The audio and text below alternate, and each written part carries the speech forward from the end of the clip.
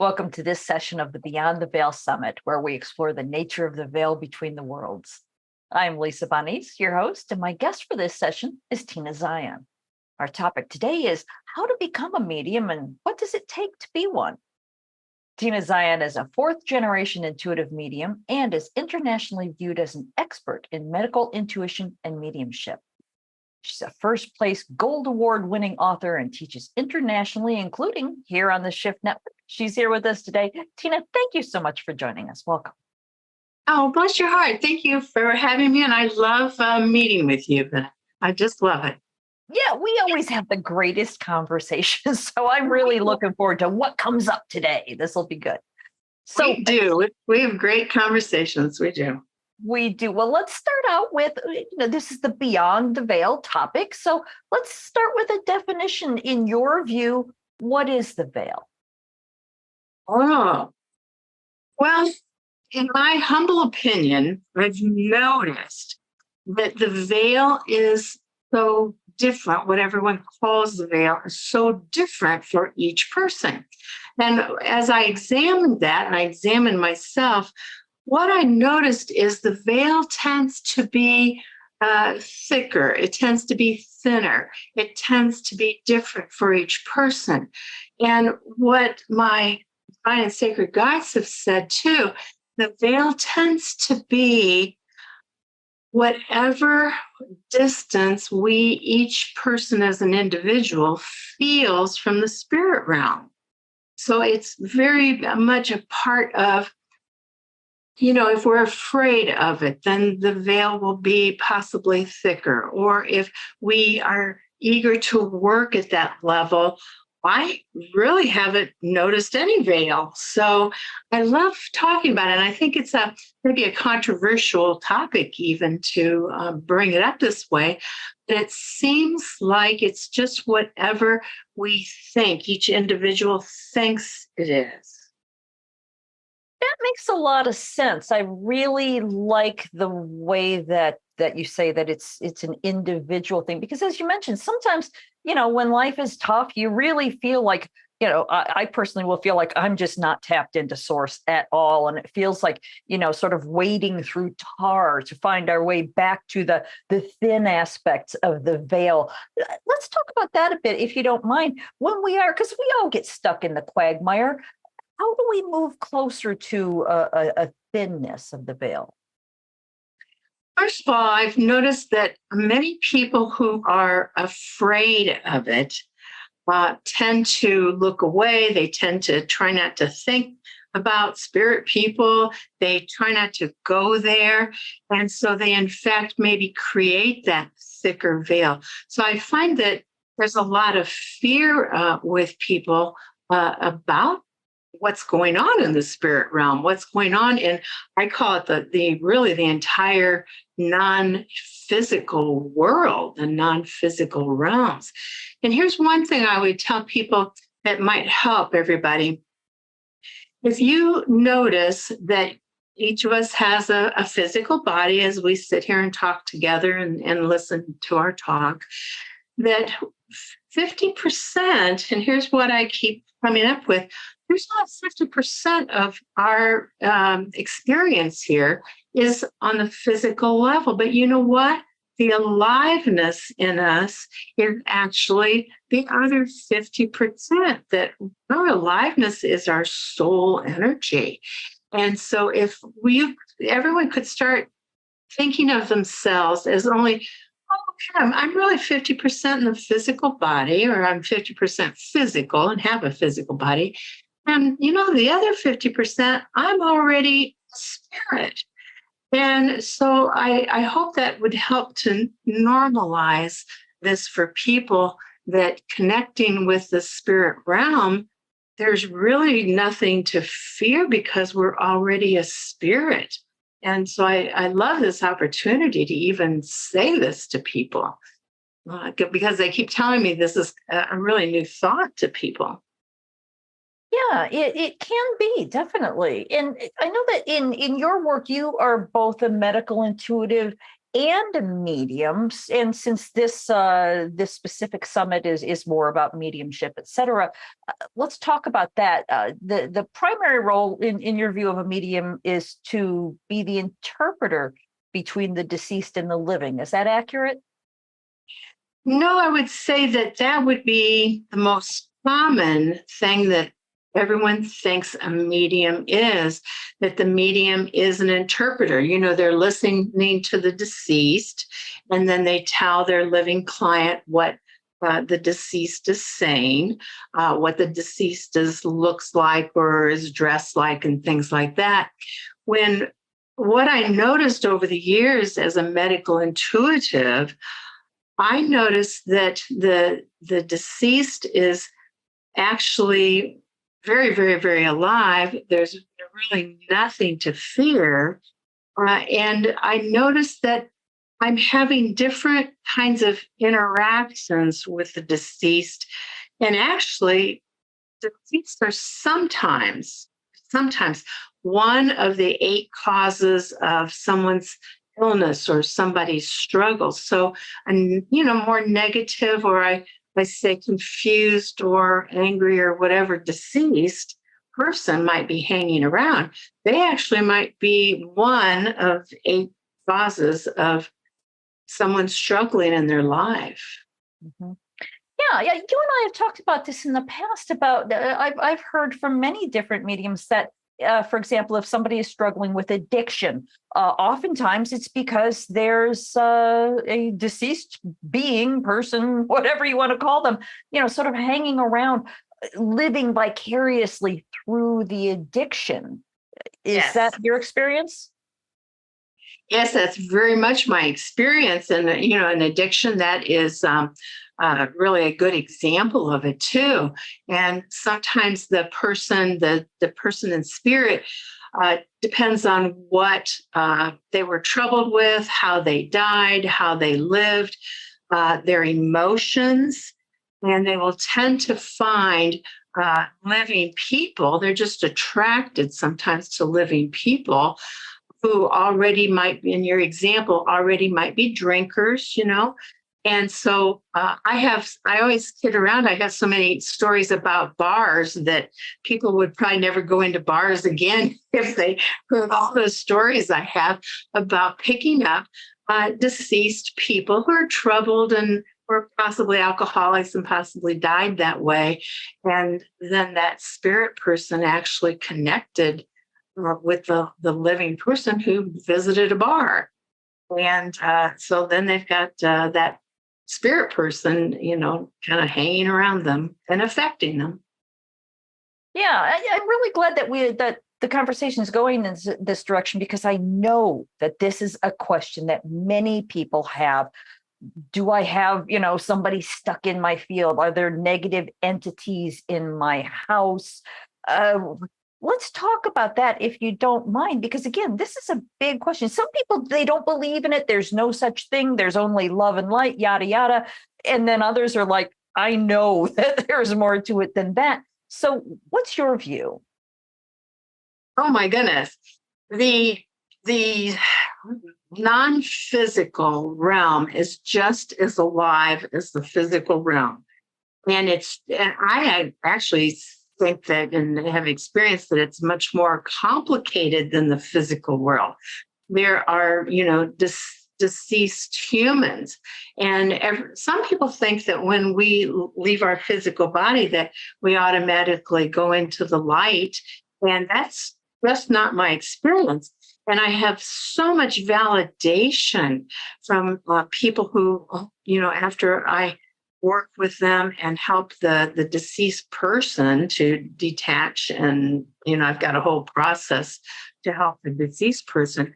The living person has a renewed life. I have so much validation over the years that I know not everyone crosses over into the light. And usually, think about this, usually it's thought that the deceased person's focused thought or very extreme emotion tends to be what keeps a spirit person here on the earth plane in some way. Those two things, but really focused, almost like an obsessive thought about something, their property or their house or something like that. So that's, one of the things. But then if they had a tremendous emotion about something, that will tend to keep people here. This is why there's so many ghost busting shows on TV. And, the thing is, on TV, they tend to say, oh, this is a demon and this is that. And I'm watching TV and I just see a house where a little old deceased woman is very upset, that somebody is in her house now. It's not all demons and evil stuff either. It's usually a very possessive deceased person hanging around. Okay.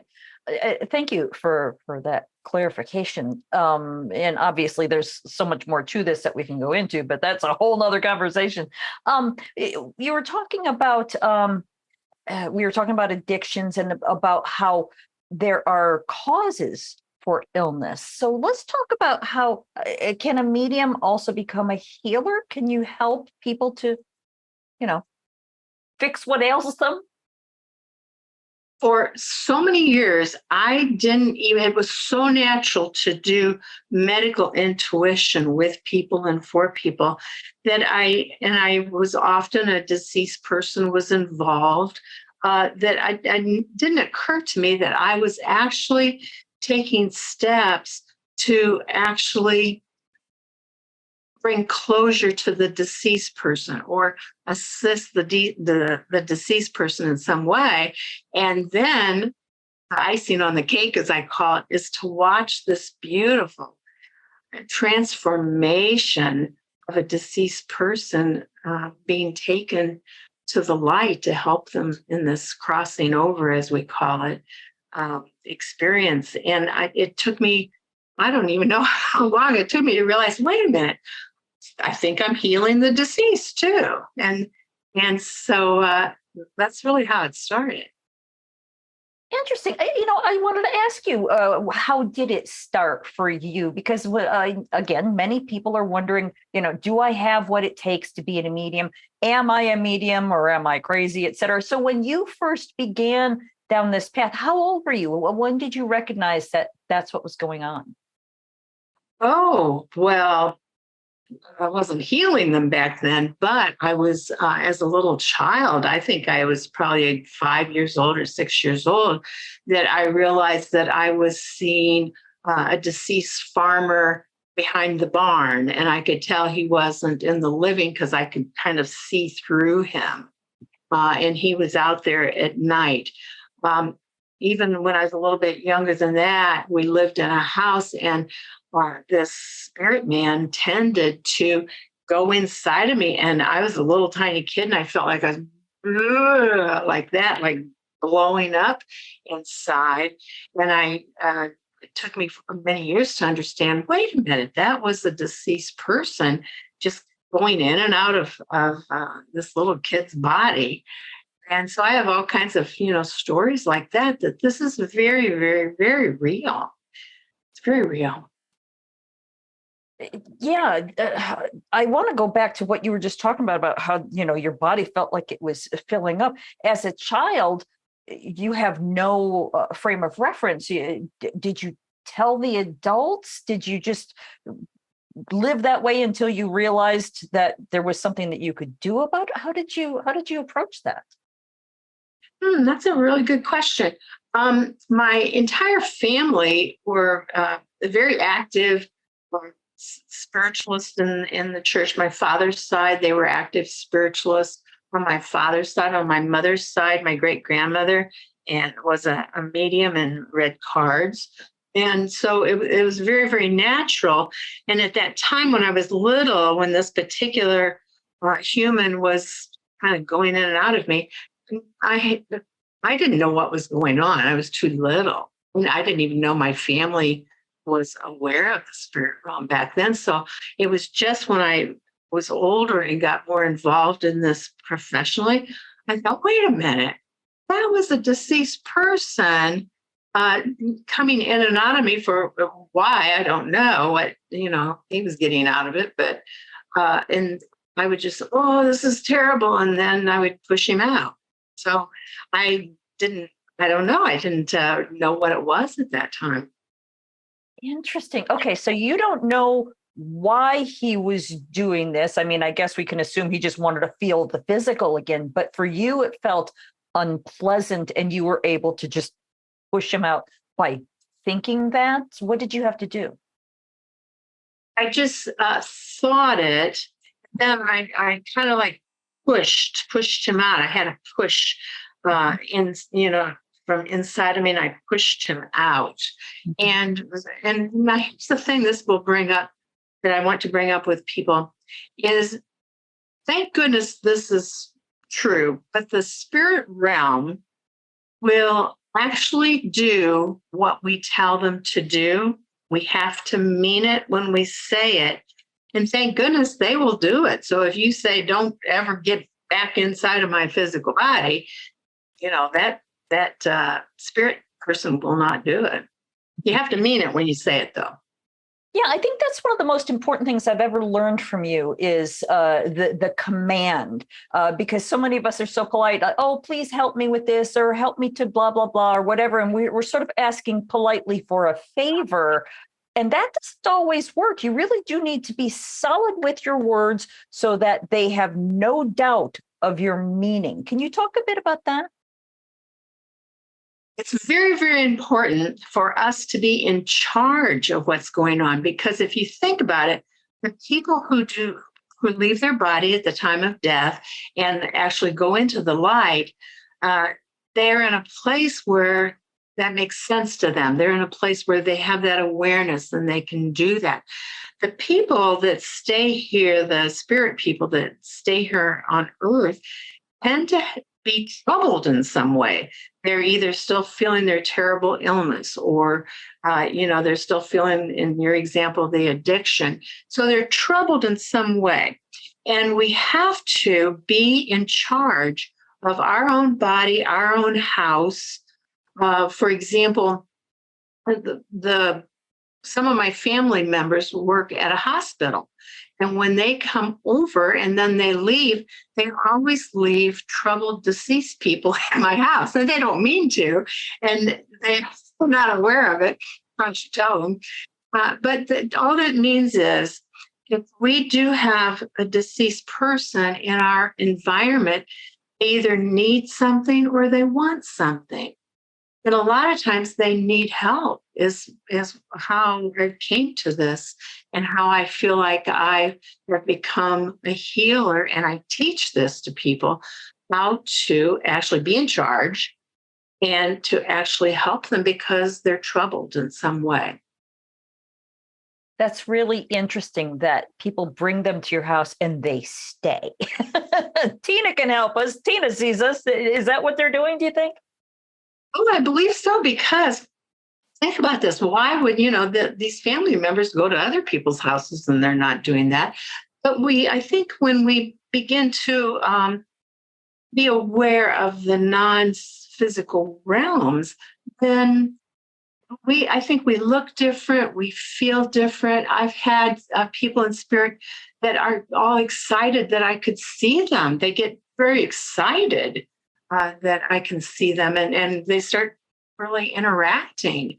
So they, see, they just are they're just as alive as we are. And some of them are very troubled. Some of them still feel their illness. All kinds of things are going on. See, I think the non-physical realm is much more complicated than the physical realm. Now, why is that? Why is it more complicated? Well, because there are deceased people, but there are also other living beings. The first time I saw fairies, I was in a city, and they had this beautiful fountain downtown. And I was standing there just loving this fountain. And then I realized, and this was decades ago, I realized, oh, wait, I'm seeing little fairies bouncing around in the top of the water. So the non-physical realm has many more types of beings, many more diversity, a lot of diversity in what's going on in the non-physical. Interesting. And I think this would probably be a good time to bring up this question that's been stewing in my head. Again, you and I have worked together in the past, so I know your work. You also, when you're teaching people to work with spirit guides, you make a distinction between guides that might be formerly living people, relatives, et cetera, and divine and sacred guides. Can you talk about the difference there? Oh, thank you for bringing that up because I'm perplexed. Well, I can't be that perplexed because I used to do it as well.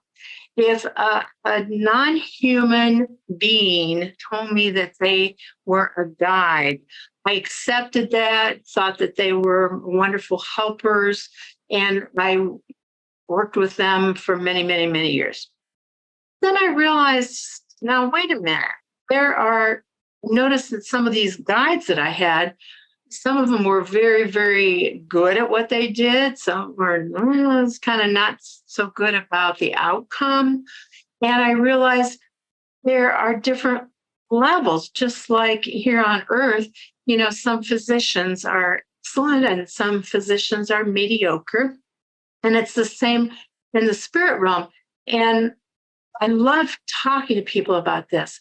This is going to make some people probably very upset, but I dismissed all of my guides and made room and put out there that I'm only willing to work with that highest level, that most advanced level of the non-physical. And I was told, at least in the English language, divine and sacred, and for some people maybe holy would and it narrows it down to the most advanced guides. And when I started working only with the divine and sacred, oh, I'm telling you, Lisa, that my abilities just skyrocketed. And again, even less of a veil. If I had any veil at all, then there's even less of a veil. Can't even find a veil, actually. But it made all the difference. It made all the difference because I work with divine and sacred guides who specialize in something. So see, those three key words are very, very powerful to determine. You want a divine, sacred, and a specialist. So kind of like a specialist here on earth and whatever. And it's the same in the non-physical world. There are specialists also. Yeah. And what this is basically all boiling down to is being very precise with your meaning, as we were talking earlier about using commanding language, being precise in calling on divine and sacred, which has a very specific vibrational meaning to it, a specialist in this, and I command this result. So it is really all about being very specific, isn't it? It's being very specific is key in our relationship, in our ability to live and work with the spirit realm, the non-physical realm.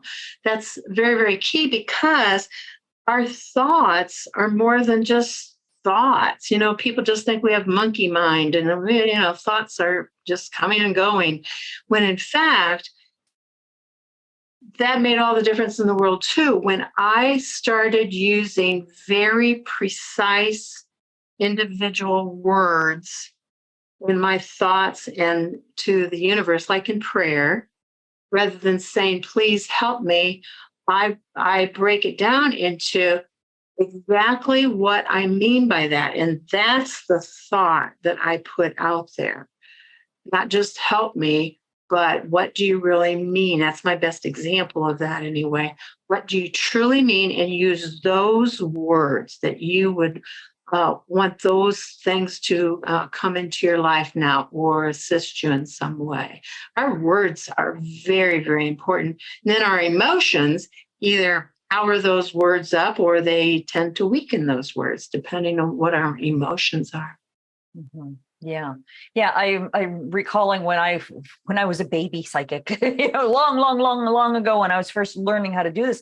I didn't believe that I had any spirit guides because they didn't seem to answer me. They never seemed to come when I called. And so I would get to a point where I would say, to the university, is anybody listening there? I need help. If anybody's willing to help me, come on in. And I didn't realize until years later, oh, I don't know who I was inviting in, but I've become very, I don't say careful because there's a little fear in that world, but very select in the energy that I'm talking about. So I guess what my question is, while I was saying anybody, being this drama queen, oh, help me, what could I have been calling in, do you suppose? Well, instead of using the word help, I would put that call out that I invite in now only a divine and sacred guide who specializes in, and in your case, whatever you wanted help with, who specializes in my physical health. I just made that up for a minute. Who specializes in bringing abundance into my life. There's no end. There's no end to the divine and sacred and the specialist. There's no end to it. In fact, really what I teach is what makes all the difference in the world in my own life. Is a lot of times really all that I'm teaching, because I chugged along with any old body that said they were a guide for a long, long time. And half the time they didn't answer, like you're saying. And when I worked with only the divine and sacred, oh my goodness. It does make a huge difference. And again, that is something I learned from you. So thank you for that.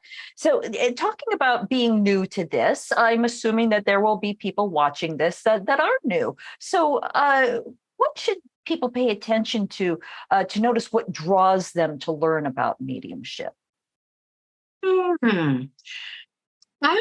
Anyone who's really watching this and listening to us right now, if you would notice really what pulled you through this whole summit, what drew you, because people who are yearning to do mediumship work, if there's a yearning to learn about this and to hear about it, like you and I are talking right now, that you're getting a signal from the universe that this is at least part of your path, because there are so many deceased people who do not cross over. There's so much need there. And they're half the time they're just trying to get their message across. They're trying to, for example, I had one man that kept coming to me when I was working with this living client. And he would say, tell her there's a box in my barn. I want her to find the box in my barn. So I said to her, there's a man standing here. He looks kind of like a farmer, and he wants you to look into the barn because there's a box there for you. And she did, and there was. So, there's these stories. There's so much validation in these stories. I don't even know if I answered your question, but well, I don't know if you did or not, but it was a great story. The question was basically, I guess, how will people recognize that, yes, they do have mediumship abilities, and that's why they're being drawn to listening to conversations like this? Well, it's like when people tell me that they want to be an intuitive, a general intuitive or a medical intuitive. And some people will say, I want to be a medium. If there is that yearning, that want, even if there's thoughts about this, you're getting signals that this is part of your life that could be. And if you have any interest at all, that is the signal. So for people that would watch a whole summit about Beyond the Veil, I want you to notice what is speaking to you about it. And I would say this, I'd say to everyone, everybody is intuitive. I don't have a special gift. Everybody's just as intuitive as I am. And I say that about being a medium also, everyone is a medium if they want to be, if they want to open up to the non-physical realm. Because I tell people there are deceased people everywhere. I have deceased people sometimes in my car occasionally. There's a deceased person that might be in the grocery store. They're everywhere because we're not separate from the non-physical realms. We're part of it right now. So if you're drawn to this, you're getting a signal that this is at least part of your path, if not your full path. Yeah, there's so many people that I know that have gone to see a medium, as a sitter, paying as a client, et cetera. And the medium will tell them, well, you're a medium as well. And they're always like, go on. But then, they eventually do, take a class or two, read a book, and they start working to develop it. And voila, they end up being very talented mediums. So it sounds like what you're saying is that if you've got the interest here to the point where you'd even listen to a summit or you'd go to a medium, chances are good you've got the ability, at least are open to it more than just your average Joe. There's a reason why you would listen to people in this summit. There's reasons why you turn on the television and you go to all the paranormal TV shows. There's a reason because you're already, and I say this to all the listeners, you're already aware that there is a phenomenal life going on in the non-physical world. And we can try to keep it separate, or we can be part of it because, like I always say, we're 50% physical and 50% non-physical in a world that is physical and non-physical at the exact same time. Yeah. Well, most of the mediums that I know of, they deal with clients who have had somebody recently passed, and they are so deeply bereaved. All they really want to know is my loved one okay on the other side? And the message is always, yeah, it's great over here. Well, I'm fine. But it feels to me like it's the grief that prevents them from getting the messages themselves. Would you agree? Oh, I agree completely because so many people will come to me and someone will say, I lost my husband and, I'm in such grief. And when we have tremendous emotion will tend to get in the way. And so in this example, I'll say to her, well, your husband is here right now. He's so eager to talk with you. And he's showing me that he's cooking at the stove. And he's showing me that he's stirring the pots. And, she just burst into tears. And to me, it didn't really make any sense. I wasn't even sure if I was telling her right, because there's a man cooking like crazy at a stove. And she said he loved to do most of the cooking. So see, when you go into this level of work, we get so much validation about how real this is. You will not have to wonder if the non-physical world is real or not. You will get so much validation of how correct you are if you just literally share with your living client what you're perceiving. I saw this man at a stove just cooking away, and it was tremendously meaningful to him. That's a great story. Thank you for that one. So then, for those who are interested in this kind of this lifestyle, this method of earning a living, et cetera, whatever, what would be the primary steps to live and work as a medium? Oh, wow. Takes classes because there's more to mediumship than just what you and I are talking about. So, I do have a class coming up in through Shift Network in January. I'm so happy about. I'm thrilled to pieces about that.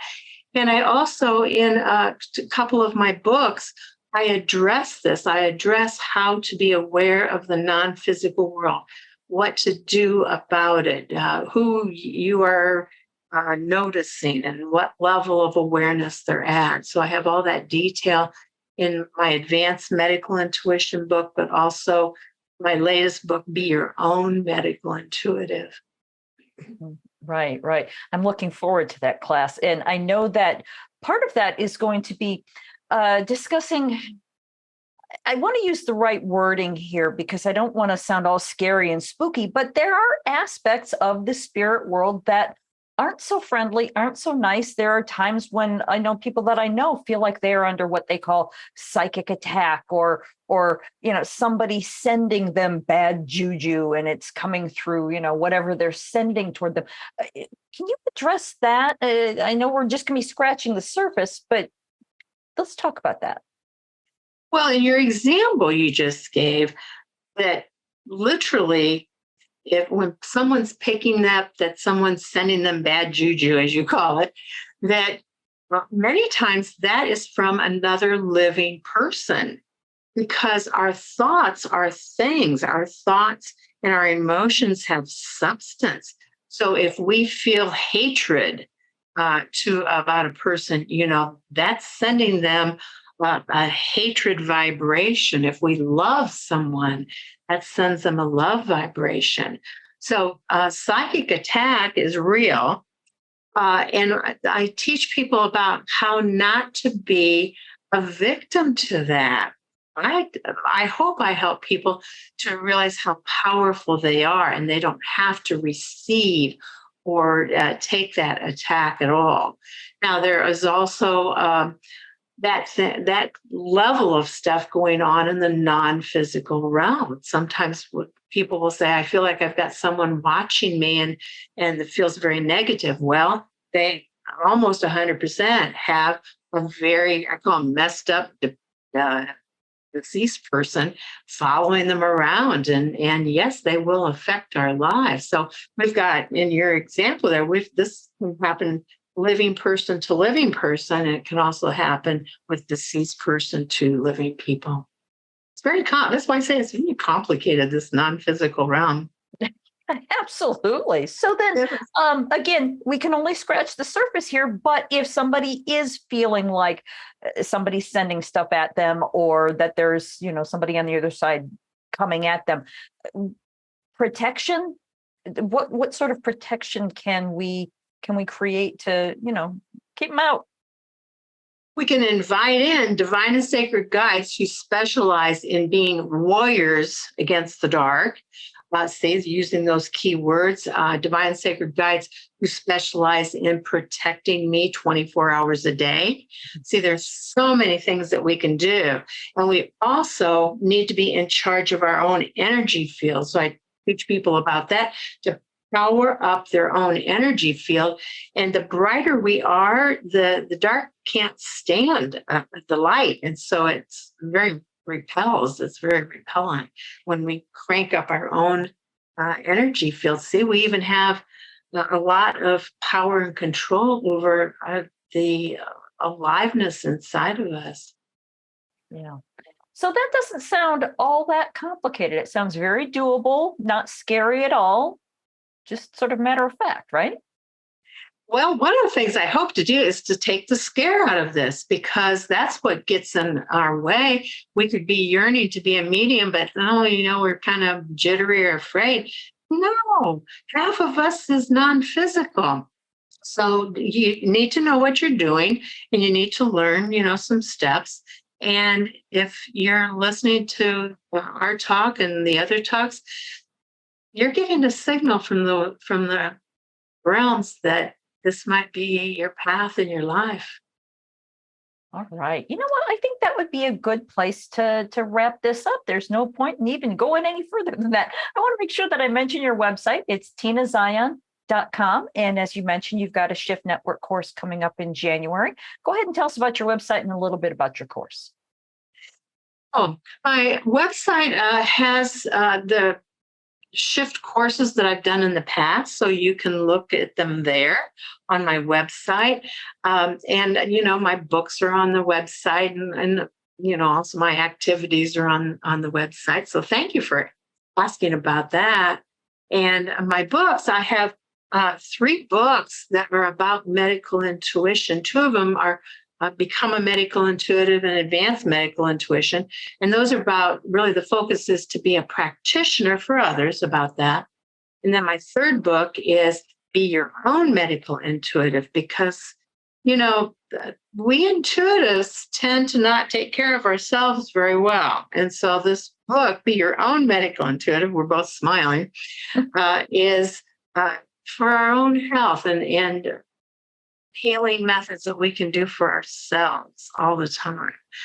And so, and all of those, I'm happy to say, two of my medical intuitive books are first place gold winners, and Be Your Own Medical Intuitive has won second place silver. Yeah. Nice. Very good. Well, thank you so much for being with us today, Tina. I want to everybody, I've got the copy of Tina's latest book here. Is there anything that we've left out that you want to make sure that we talk about, or do you feel like we've covered it all? The only thing I would add to that is if you keep finding yourself being pulled into shows or summits or something to hear about this, you can do more than just hear about it. You can actually become a healer and a medical intuitive and a medium as well. So notice what pulls at your heart and go that direction. Perfect. Thank you. Thank you for that. That's perfectly stated. Thank you for being with us, Tina. Again, I so enjoy our time together. I appreciate your being with us today. Bless your heart. Thank you so much. Thank you. Absolutely. I want to remind everyone that I've been talking with Tina Zion, and I want to thank you for joining us. I hope you enjoyed this conversation in the Beyond the Veil Summit.